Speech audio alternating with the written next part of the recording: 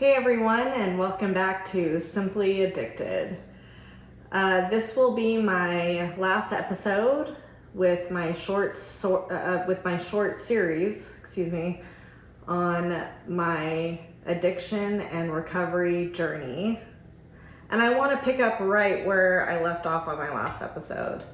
I said I had some positive news and a regret that I will always carry with me. As for the positive, all of 2025, I have been healthy. My levels have been all back in the normal range. My liver numbers are low, which if you're a liver patient, you know is a great thing. The lower, the better. And even to the point where my doctor feels confident removing me from the liver transplant list. However, there's no downfall with keeping me on it, especially considering everything that I went through just to be placed on there. So as of right now, fingers crossed, things are going well. And my doctor had also mentioned that you want to keep your original parts as long as possible, which obviously makes sense. And the way that I'm going, it looks like I'm going to be able to do just that. And as for a regret, that would be not having children earlier in my marriage. Growing up, I always thought I would be a mother. But again, alcohol was number one. It was my top priority, and I wasn't willing to give it up for anything, which meant pregnancy was never a real consideration. I would always push it far in the back of my mind. But when I started getting healthy again, I started to explore my options to potentially get pregnant. I met with a couple different fertility specialists and ran the necessary test to understand where I stood. And at the age of 39, I am already in a high-risk category because at age 35, that's when that classification typically begins.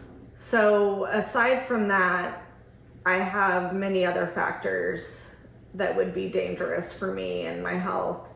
I had one doctor tell me that the possibility of me bleeding out are quite high, and they gave me a worst case scenario, which would be either my life or the baby's life.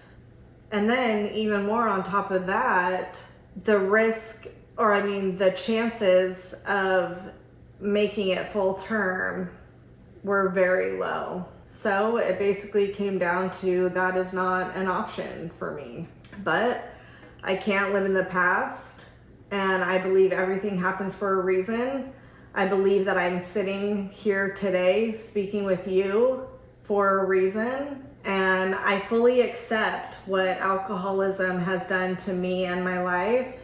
But from now on and moving forward, I'm going to live the best life that I can. Life is truly a gift. I will never take it for granted again. And I feel like I have a second chance, which actually I do. And for anyone that needs to hear this, you do too. You can break free from whatever may be pulling you down. For many, many years, my light was so dim, but it can come back brighter than ever. And I promise you that. I am so fortunate, I've said it multiple times, to still be here and to share my journey. I've been reading a book, and it says you can practice destruction, but you can also practice transformation. Every single day, I have to make a choice, and I choose to be sober. And I'm actually really excited to announce that I'll be flying out to Florida next month to be on a podcast to share my story. And I will get more into details about that when I'm allowed to discuss it further, but I am super excited for this opportunity. I really just want to say that if any of these videos have touched you in some way, feel free to reach out to me. I am not a professional by any means, but I am an addict, and I know that it's not easy. I am here, even if you just want somebody to listen. You can feel free to contact me through my social media, which is linked on my YouTube channel, or via email, which is simply.addicted.channel@gmail.com. I would love to hear from you, and you are not alone.